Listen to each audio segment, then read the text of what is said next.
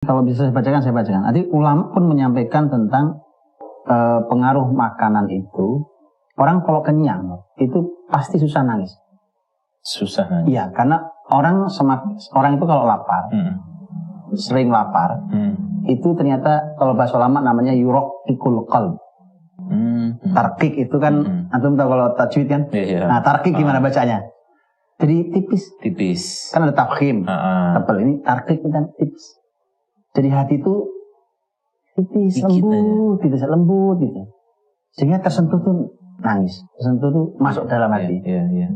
Karena kalau udah gemuk, apa yang terjadi? Jiwanya, imannya, hatinya, kolbunya, pikirannya semua akan melemah. Saya bacakan kalimat penuh sekali. Ini ada dua hal, ini sebagai penutup juga nanti, karena ini menurut saya perlu kita dengarkan kalimat luar biasa. Lagi-lagi Imam Ibnu Qayyim menyampaikan begini. Manfaatnya makan yang tidak banyak. Puasa ini kan salah satu cara untuk membuat badan ini istirahat. Beliau mengatakan wa amma manafi'uhu bin nisbati ilal qalbi wa salahi. Adapun manfaatnya terhadap jiwa kita, pada hati kita dan perbaikannya, fa inna qillatal ghidha'i tujibu riqqatal qalbi. Tadi saya bilang tadi. Sesungguhnya sedikit makan, ya kan? Itu akan memastikan hati kita jadi lembut. Sedikit makan. Wa quwwatil fahmi. Nah, itu yang antum suka bercanda itu. Kan? Kalau semakin lapar makin pintar, ya kan? Iya. Kuatnya pemahaman. Jadi belajar ini sangat efektif kalau Ramadan sebenarnya. Betul. Itu nyangkutnya gampang. Dan pertanyaannya, kitab termulia yang bikin banyak umat Islam pintar diturunkan waktu Ramadan. Masya Allah. Itu dia. Di murojaah Nabi. Betul. Kuatul faham. Masya Allah. Wan kisarin nafs. Nah, ini saya bilang tadi. Inkisarin nafs itu jiwa ini gampang sekali tersentuh. Kemudian wada'fil hawa. Lemahnya hawa nafsu. Wal ghadab, lemahnya juga kemarahan. Kemarahan itu cenderung lebih terkontrol. Kemudian wa kathratul ghidha'i tujibu didda dzalik. Tapi kalau banyak makan pasti akan sebaliknya. Kalau sebaliknya berarti tadi apa tuh? Hatinya jadi keras. Susah paham. Jiwanya itu beku. Hawa nafsu meningkat, kemarahan meningkat. Ya. Wah, ini serem itu. Itu penyakit semua itu. Penyakit semua ya. Oke dok, saya terakhir waktu kita udah habis soalnya. Saya penasaran juga karena ada ini beberapa kali sahabat mulia Abdullah bin Umar radhiyallahu anhuma itu pernah beliau itu ditawari makanan kan. Ditawari makanan terus beliau cuma bilang gitu, saya ini kalau dikasih makanan gini ini gimana ya makannya? Memang kenapa? Saya sudah 4 bulan, saya itu nggak pernah kenyang. 4 bulan, saya nggak pernah kenyang. Bukan saya tidak mampu, beliau bilang itu, bukan saya tidak mampu. Tapi karena saya melihat banyak orang-orang soleh itu lebih banyak laparnya daripada kenyang. Ya. Jelasin dong dok, dikit ini 4 bulan segala macam. Apa ya? Ada apa? Saya nggak tahu. Jadi gini, mungkin pertama gini Ustaz. Yang pertama ilustrasi awal dulu ya. Jadi Ustadz atau kita lah, kan naik mobil ya bareng ke Bandung. Katakanlah mobil kita tuh tankinya 40 liter full. Tapi tangki full 40 liter kan biasanya umumnya ada tangki cadangan. Betul. Dia 30 katakanlah ya tangki utamanya 10 ini cadangan. Total 40 tuh. Nah pertanyaannya, bagaimana caranya agar selama ke Bandung ini ya tangki cadangannya kita bisa pakai. Tangki cadangannya kita bisa pakai. Oke, misalkan ke Bandung nih.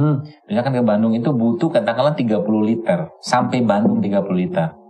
Ya, habis tuh yang tangki utama. Tangki utama habis. Selesai 30 liter. Sisa tangki cadangan 10 liter. Nah, caranya supaya tangki cadangan ini bisa dipakai, maka sampai Bandung jangan berhenti di rest area.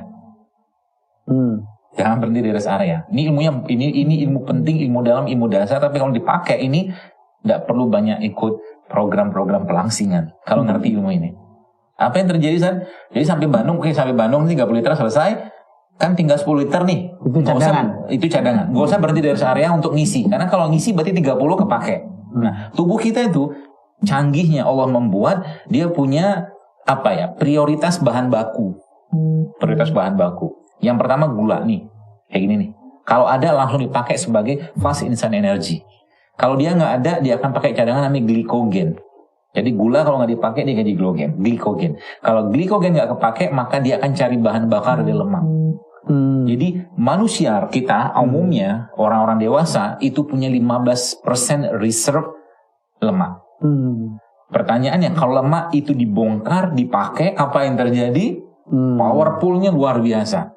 Tangki 3 tadi itu 30 dibersihkan sama dia, dikuras. Karena dipakai itu cadangan ya. Cadangan. Nah, berarti caranya gimana? Sebenarnya waktu Ramadan itu memang benar kata Ibnu Abbas tadi, Ibnu Umar.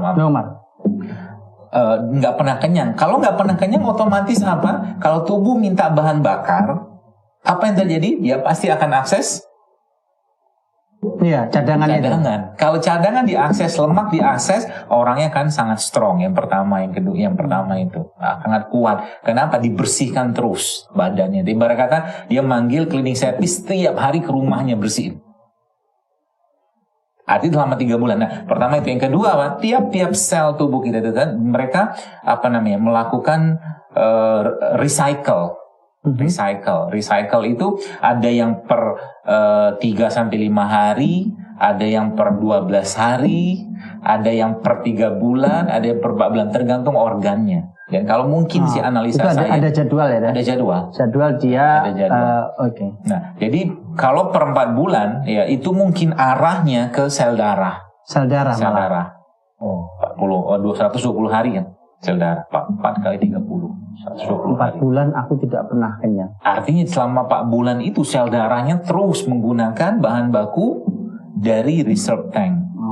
Kalau reserve tank dipakai atau dari si lemak tadi, apa yang terjadi? Powerfulnya luar biasa. Artinya paling tidak itu kalau disasar 4 bulan tuh sel darah itu yang siklus sel darah itu yang diperbaiki.